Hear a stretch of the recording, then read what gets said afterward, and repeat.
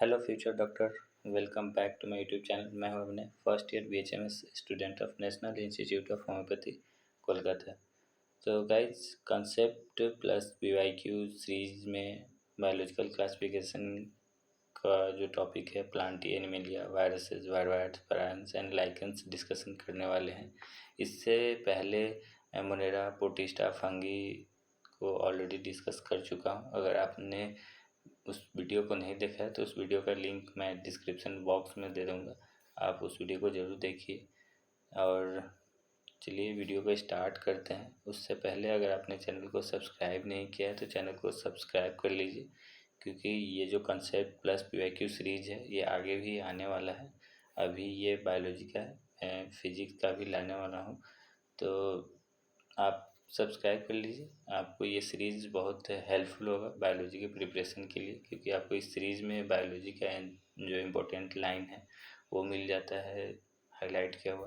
Plus आपको उस highlighted point से जो रिसेंट प्रीवियस ईयर क्वेश्चन में जो आया है प्रीवियस पेपर में, वो आपको इस वीडियो में मिल जाता है। तो चैनल को सब्सक्राइब कर लीजिए। चलिए वीडियो को स्टार्ट करते हैं। किंगडम प्लांटी, ये किंगडम प्लांटी एक अलग से चैप्टर है, लेकिन यहाँ पे कुछ इन्फॉर्मेशन दिया गया है। मैं उस पॉइंट को हाईलाइट किया हूँ जो उस चैप्टर में नहीं है। तो चलिए देखते हैं। Kingdom Plantae includes all eukaryotic chlorophyll containing organism commonly called plants. तो जो किंगडम प्लांटी है इसमें सभी यूकैरियोटिक है और क्लोरोफिल कंटेनिंग ऑर्गेनिज्म है। इंसेक्टिवोरस प्लांट का एग्जांपल दिया, bladderworts, Venus fly trap. Cuscuta is a parasite, cuscuta है पैरासाइट है। ये एक वर्ड मुझे याद है, टेस्ट में पूछा गया था और मैं उधर किंगडम प्लांटी जो चैप्टर वहाँ पे मैं खोज रहा था, लेकिन ये बायोलॉजिकल क्लासिफिकेशन में दिया है। Plantae includes algae, bryophytes, pteridophytes, gymnosperm and angiosperms. Life cycle of plants has two distinct phase. Plants का जो लाइफ साइकिल है दो फेज है। पहला diploid saprophytic and the haploid gametophytic that alternate with each other. ये एक दूसरे से अल्टरनेट होता है, ठीक। इसको हम लोग अल्टरनेशनल जनरेशन भी बोलते हैं। नेक्स्ट, किंगडम एनिमिलिया, इसका भी अलग से एक चैप्टर है, तो हम लोग ज़्यादातर वहाँ डिस्कशन करेंगे। यहाँ पे कुछ थोड़ा सा एक दो पॉइंट है वो देख लेते हैं। Kingdom is characterize by heterotrophic eukaryotic organism. तो इसमें क्या है, हेट्रोट्रॉपिक यूकैरियोटिक ऑर्गेनिज्म होगा, मल्टी सेलुलर होगा और जो सेल होगा उसमें सेल वाल अब्सेंट होगा। यहाँ पे मोड ऑफ न्यूट्रिशन क्या होगा, holozoic bye injection of food. चलिए नेक्स्ट देखते हैं। Viruses, virus, plants and lichens. In the five kingdom classification of Whitaker, there is no mention of lichens and some acellular organisms like viruses, viroids and parents. तो जो RH. Whittaker साहब ने जो five kingdom classification दिया वहाँ पे उन्होंने lichen के बारे में और कुछ एसेलुलर ऑर्गेनिज्म जैसे वायरसेस, वायरवाइड्स, पेरेंट्स के बारे में कुछ मेंशन नहीं किए। Virus did not find a place in classification since they are not considered true living if we understand living as those organisms that have cellular cell structure। तो virus का जो classification में कहीं पे जगह नहीं दिया गया तो उसको हम लोग ट्रू लिविंग नहीं मानते हैं, और ट्रू लिविंग उसी को बोलते हैं जिसका सेल स्ट्रक्चर होता है। Viruses are non-cellular organisms that are characterized by having inert crystalline structure outside the living cell. तो वायरस क्या है, वायरस नॉन सेलुलर ऑर्गेनिज्म है और ये कैरेक्टराइज इसका जो लिविंग सेल के आउटसाइड से एक इनर्ट क्रिस्टलाइन स्ट्रक्चर है। Once they infect a cell, they take over the machinery of the host cell to replicate themselves, killing the host cell। तो ये जब लिविंग सेल से बाहर होता है तो इनर्ट क्रिस्टलाइज स्ट्रक्चर टाइप का होता है। जैसे ही ये लिविंग सेल के अंदर जाता है तो वहाँ पे जो होस्ट सेल है उसके जो मशीनरी है उसको टेक ओवर कर देता है और वहाँ पे उसको मतलब अपना जो वायरस है वो ज़्यादा रेप्लिकेट करने लगा और जो होस्ट है उसको मार देगा। वायरस मीन्स वेनम और पॉइजनस फ्लूइड। वायरस मतलब क्या होता है, वेनम या पॉइजनस फ्लूइड। तो Dmitri Ivanovsky recognize certain microbes as casual organism of the mosaic disease of tobacco। तो ये जो है एग्जाम्पल में कभी पूछा जाता है, सॉरी, मैच द फॉलोइंग में आपसे पूछा जाएगा, यहाँ पे नाम दे दिया जाएगा और ये दूसरे तरफ होता है। तो याद रखना, डायमिथ्रियोनोव्स्की के थे मोजाइक डिजीज ऑफ टोबैको। उन्होंने देखा कि they were found to be smaller than bacteria because they pass through bacteria proof filters. तो वायरस जो होता है वो बैक्टीरिया से भी छोटा होता है, वो जो बैक्टीरिया प्रूफ फिल्टर होता है उससे भी पास कर गया था। M.W. Vijrinek demonstrated that the extract of the infected plants of tobacco could cause infection in healthy plant, and they named the new pathogen virus that called fluid as Contagium vivum fluidium infectious living fluid। तो जो M.W. विजरिंग थे वो क्या कि जो infected plant था tobacco का वहाँ से एक्सट्रैक्ट निकाले और देखे कि उस एक्सट्रैक्ट से जो हेल्दी प्लांट है उसमें भी इन्फेक्शन हो रहा है। तो उन्होंने न्यू पैथोजन को वायरस नाम दिया और उसको कॉन्टेजियम वाइवम फ्लूइडम बोले, मतलब ये इन्फेक्टियस लिविंग फ्लूइड है।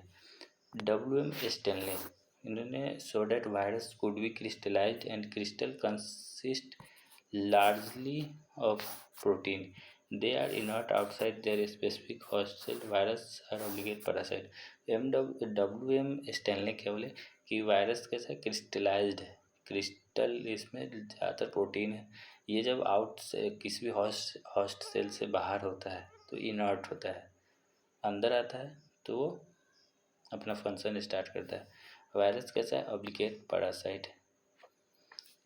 नेक्स्ट देखते हैं, virus also containing genetic material. तो वायरस में क्या होता है, जेनेटिक मटेरियल होता है, आइदर आरएनए और डीएनए, या तो आरएनए होगा या डीएनए होगा।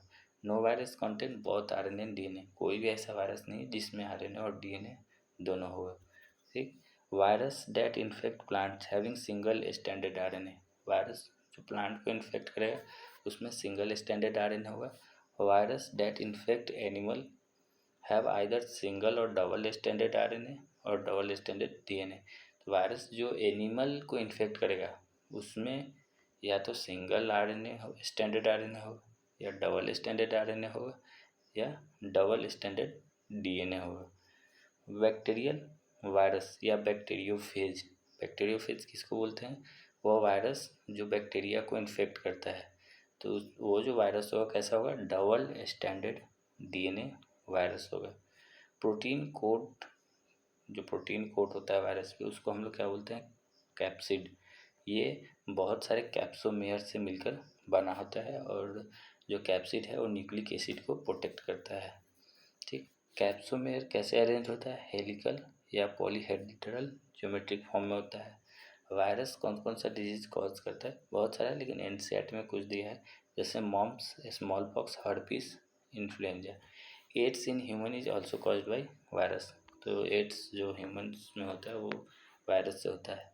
इन plants the symptoms can be mosaic formation, plants में जो वायरस से डिजीज होगा उसका सिम्टम कैसा होगा, मोजाइक फॉर्मेशन होगा, leaf rolling and curling, yellowing and vein clearing, dwarfing and stunt growth. अब नेक्स्ट देखते हैं वायरवैट्स। वायरवैट्स in 1971 Theo Dana discovered a new infectious agent that was smaller than viruses and caused potato spindle tuber disease. It was found to be free RNA.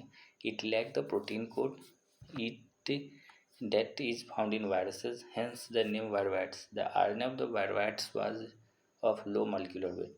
तो यहाँ पर याद रखना है, टियोडाना virus को डिस्कवर किए थे और ये जो इन्फेक्टियस एजेंट है वायरस, इसका जो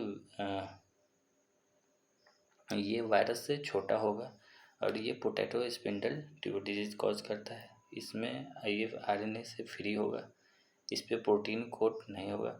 आरएनए जो वायरस का होगा मॉलिक्यूलर वेट बहुत कम होगा, लो मॉलिक्यूलर वेट होगा। नेक्स्ट देखते हैं प्राइम्स। ये modern medicine certain infectious neurological disease were found to be transmitted by agent consisting of abnormally folded proteins। यहाँ पे ध्यान रखना ये abnormally folded proteins। जो agents are was similar in size to viruses. तो जो अभी का जो मॉडर्न मेडिसिन है उसमें कुछ इन्फेक्शियस न्यूरोलॉजिकल डिजीज़ होते हैं, जो मतलब एक एजेंट होता है जो ट्रांसमिट करता है। तो जो एजेंट होगा उसको जो साइज होगा वो वायरस के सिमिलर होगा, उस एजेंट को प्रायंस बोला गया। और जैसे the most notable disease cause by prions are bovine spongiform encephalopathy BSC commonly called mad cow disease in cattle. तो जो ज़्यादातर जो प्रायंस डिजीज नोट किया गया वो था बोविन स्पॉन्जिफॉर्म इंसेफेलोपैथी, ये कैटल में पाया जाता है मैड काउ डिजीज। और इसी का एनालॉगस होता है CR Jakob disease CJD in humans. अब देखते हैं lichen are symbiotic associated, that is mutually useful association between algae and fungi. Lichen जो है वो सिम्बायोटिक एसोसिएशन होता है, इसमें किसमें, अलगे और फंगी में म्यूचुअल एसोसिएशन होता है। एल्गल कंपोनेंट को हम लोग बोलते हैं फाइकोबाइंट और फंगल कंपोनेंट को माइकोबाइंट। Lichen are very good pollution indicators. They do not grow in polluted area। तो ये भी लाइन बहुत इंपॉर्टेंट है, बहुत बार क्वेश्चन पूछा गया इस लाइन से। नेक्स्ट, ये डायग्राम बहुत इंपॉर्टेंट है, आपको यहाँ पे ये डायग्राम दे देगा, ये सब ब्लैंक दे देगा, वहाँ चूज करना पड़ेगा। इसमें आपको दिखाएंगे आगे प्रीवियस ईयर में कैसे क्वेश्चन पूछा है। तो चलिए अब नेक्स्ट देखते हैं हम लोग previous year question. Which of the following is correct about white rats? They have RNA with protein code. They have free RNA without protein code. They have DNA with protein code. They have free DNA with protein code। तो इसका answer क्या होगा, B होगा। Next question देखते हैं, ये आपको अभी डायग्राम में बता रहे थे, यहाँ पे ABCD करके दिया है और आपको यहाँ पे करेक्ट ऑप्शन चूज करना है।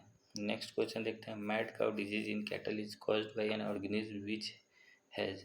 तो मैड काउ डिजीज किससे हो रहा था, प्रायन से। और प्रायन कैसा है आपको बताया था ना, important line, abnormally folded protein. Next, viroids differ from virus in having.